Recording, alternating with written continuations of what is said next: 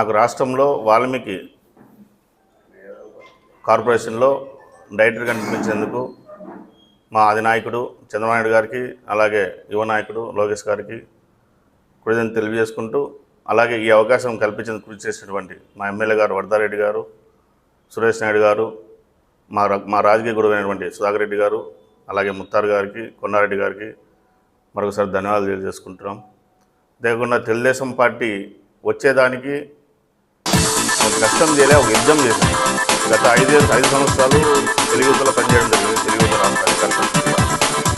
కానీ రాష్ట్రంలో 5 సంవత్సరాలు ఎట్లుందంటే బయటకు వచ్చే అరెస్టులు, ఎందుకంటే గృహ నిర్బంధం, ఇంకా ఏమన్నా మనం ధర్నాలు చేస్తే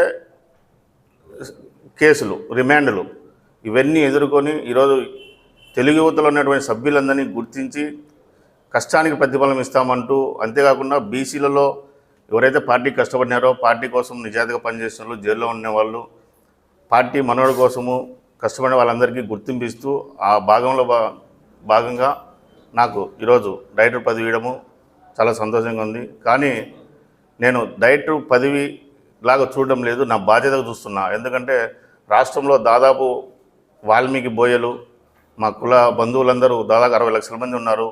చాలామంది అట్టడుగు స్థాయిలో ఉన్నారు. వాళ్ళందరినీ డెవలప్ చేయాలనే ఉద్దేశంతో ఈరోజు 15 మంది డైరెక్టర్లు నియమించడం జరిగింది.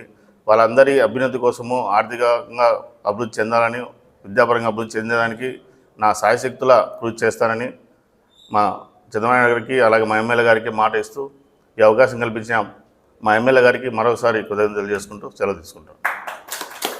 లైక్ బటన్ క్లిక్ చేయండి.